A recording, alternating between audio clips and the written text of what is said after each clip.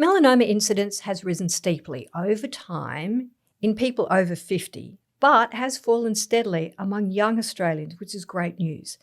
The Slip, Slop, Slap campaign has been given a lot of credit, and it was a great public health message, but there's something that this campaign and these figures don't take into account. That's part of the great new research from distinguished scientist Professor David Whiteman and his team here at QIMR Berghofer. This is a QIMR Berghofer Medical Research Institute podcast. So, David, the Slip, Slop, Slap campaign is associated with incredible recall. Everybody remembers the song. It's had a bit of a makeover, which we'll get to, but it really is not solely responsible for the drop in melanoma rates. There's more to the story, isn't there? Well, there is. The Slip, Slop, Slap campaign is advertising genius. Apparently, it was Philip Adams and his advertising agency that came up with this jingle, and it was back in the 1980s, so a long, long time ago. Cancer Council Victoria actually first commissioned that body of work, and as you say, it was a very memorable slogan, 3 easy words. They thought it out beautifully. You're not going to sing it, are you? I'm not going to sing it. That would be a grave injustice. But the campaign with that lisping Sid the Seagull was a huge success. It had massive penetration, instant recognition, and people understood what it meant as well, and they could practice what the message preached. So it was a phenomenal bit of advertising. It still held up as just a bit of advertising genius, quite apart from any public health impact it had. And then over a sustained course of interventions over decades, the cancer councils and government and schools and others bought into this whole idea that you need to protect people or educate people about how to protect themselves against the harsh Australian sun. And so that had a big effect. There are serial surveys over decades showing that Australians apply more sunscreen. They seek the shade when they're out of doors. They have fewer sunburns on average than they used to. You know, their attitudes to things like suntanning have changed. Young people now are less likely to say they like getting a suntan than generations previously. Far from perfect behaviours across the country. I wouldn't say that Slip, Slop, Slap has led to everyone, being 100% compliant all the time, but it has definitely had an effect. And so what we've seen, as your question alluded, amongst young people, melanoma rates look like they're falling in the Australian population. So compared with melanoma rates among young people 10, 20, 30 years ago, the rates amongst people in their 20s today are lower than rates were for 20-year-olds back in the 90s. Much? Yeah, enough that you can certainly see it in the trends, and the rates are falling at about 3 or 4% per year on average. So they're coming down quite quickly. And so you asked me at the very start, is this all due to Slip, Slop, Slap? And initially, we all thought, yes, it has to be. But a few people have pointed out that Australia is not the same place today that it was back in the 1980s when those campaigns started, or not even the same as it was 20 years ago. And the big difference is our cultural diversity. We've had, a lot of people in Australia whose parents were born overseas or who themselves were born overseas. So 50% of Australians now either have a parent born overseas or they were themselves born overseas. And most of those people are not from Great Britain and Northern Ireland, which is where Australians in the 1980s and 70s and 60s identified themselves. So a lot of people have come from other parts of the world, from Asia, from East Asia, South Asia, Africa, Pacific Islands. Australia is a much more diverse place. And what that means is that people's skin tones are not the same. So one of the strongest risk factors for melanoma and skin cancer is having fair skin. And the fairer your skin, the higher your risk of skin cancer. And that's because fair skin is less protected from the harmful effects of sunlight.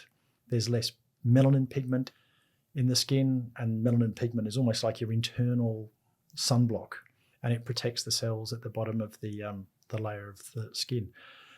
So people who have darker skin tones are much more protected from the sun. They enjoy natural protection. And so more and more Australians have skin tones that are darker. So we looked into this. That's what we looked into. Using national population figures, we asked ourselves the question, can we subdivide the Australian population according to the ancestry of people? So we've got census data from the last 20 years and looked at where people said their ancestors came from and where they themselves were born, and then matched that to the likely ancestral origins of those people to work out how dark their skin was. And so we put people into 3 groups. High risk of melanoma being people from northwestern Europe, predominantly the British Isles, but also Scandinavia as their ancestry.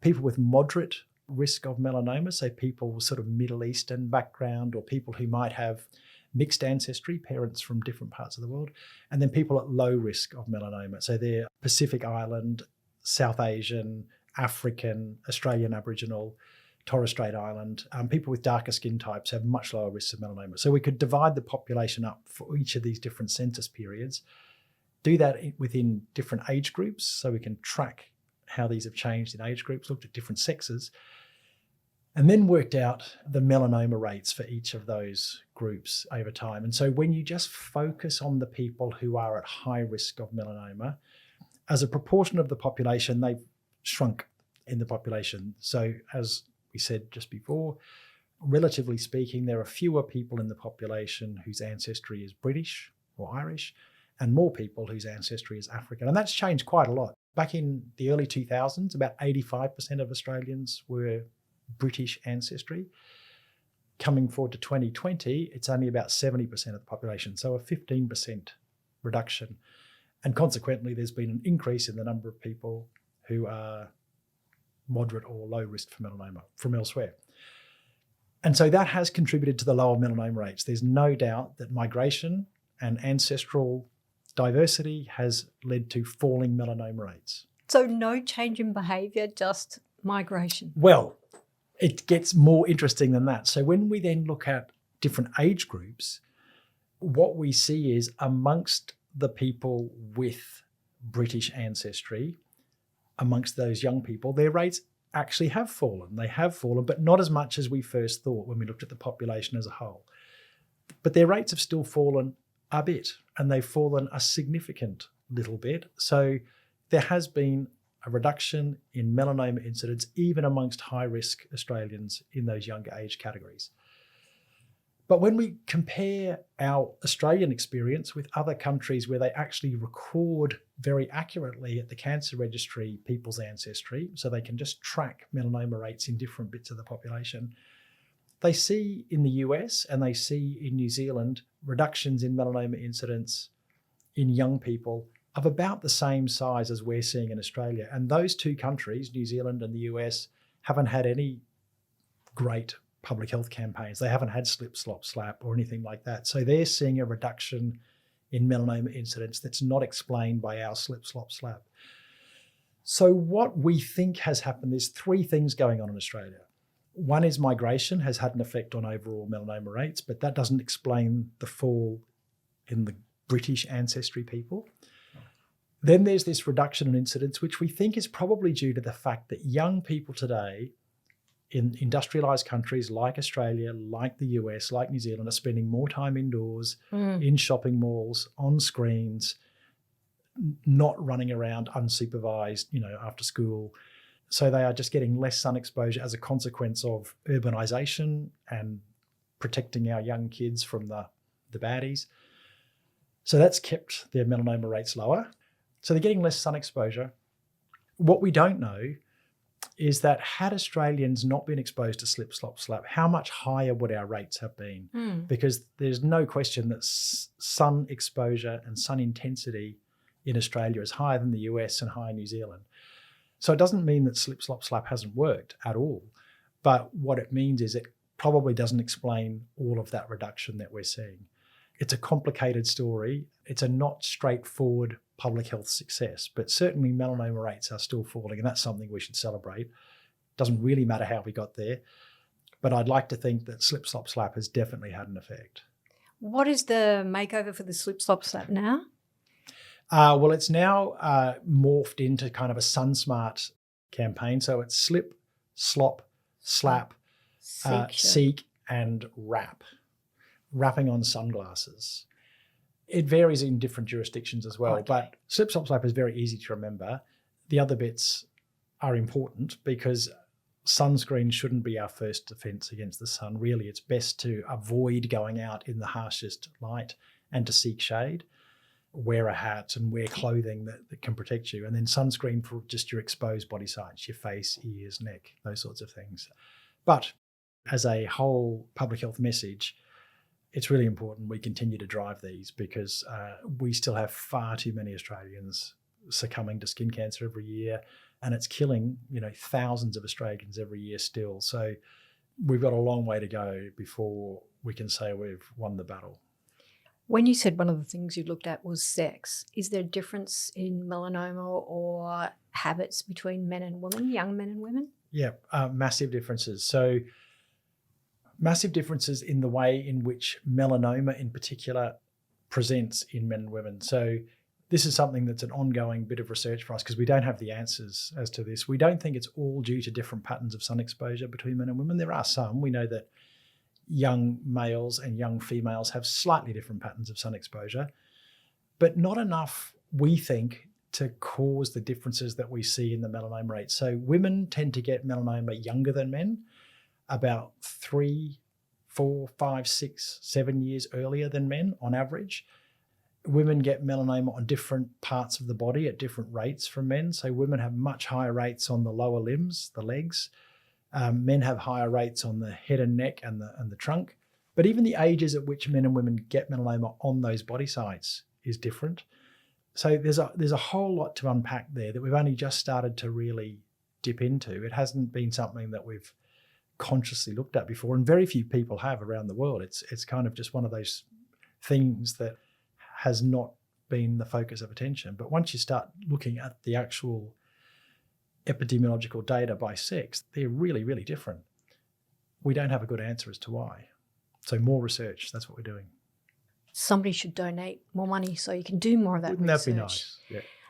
Fake tans are so much better now. Young women seem much more happy to do fake tan instead of going out and getting the real thing. Although on the beach last weekend, on the Gold Coast, so many people sunbaking, young people. Yeah, it's true. It still amazes me that in this modern time, we still see people out baking in the sun.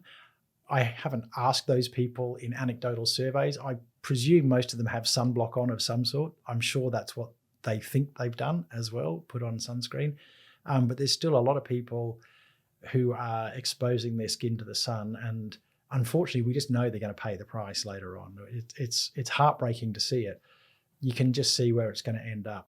If you can see what we can see under the microscope, when you look at skin under the microscope that's been exposed to the sun, even to small amounts of sunlight, you can see DNA damage. It's instantaneous. We've got markers that will light up the skin cells, and you can see them under the microscope. And even just small amounts of Brisbane winter sunshine lead to detectable, significant DNA damage. A lot of it can be repaired by your body's own repair processes, but it doesn't take much missed repair. It doesn't take many mutations until you start to get changes in the cells that can lead to a skin cancer later on. And when you live in a place like Queensland, where every single day you go outside, every single day your skin is repeatedly getting micro trauma and DNA damage, it's no wonder that most Queenslanders end up with skin cancers on their exposed skin, because it's just constant exposure to a known carcinogen that's causing this. So to then say on my weekend, I'm going to go out and take off all my clothes and lie in the sun on the hottest day, at the hottest part of the day, in a highly reflective environment, it's really asking for trouble.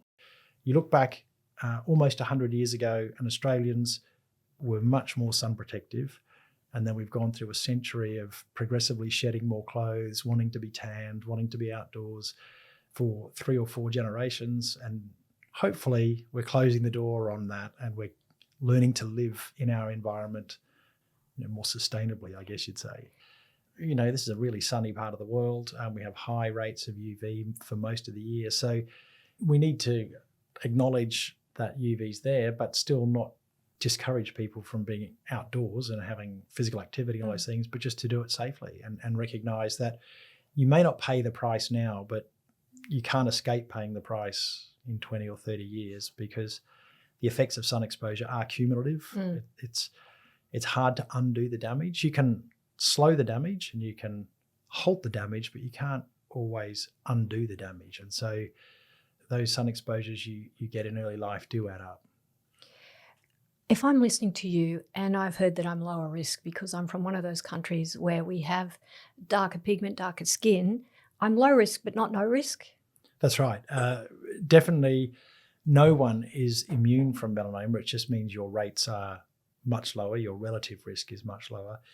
There's a whole body of other work. I mean, you would have talked to Rachel Neal, so I'd invite Rachel back to your podcast to unpack some of those issues, because there is a balance. You do need to get some vitamin D as well. That depends on the amount of pigment in your skin as well. So it's very much a balancing act between too much and too little.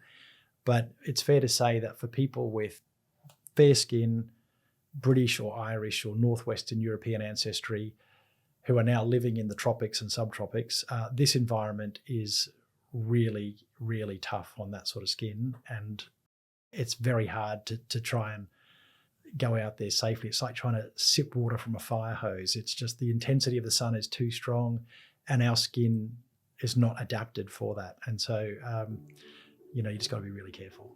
I love that analogy, sip water from a fire hose. You can see Professor David Whiteman talking about this and lots more on our website, where you can also go to see his extensive research and the Q-Skin study. Also a place where you can donate to the research is QIMR Berghofer.edu.au. Thanks so much, David. My pleasure. Thank you.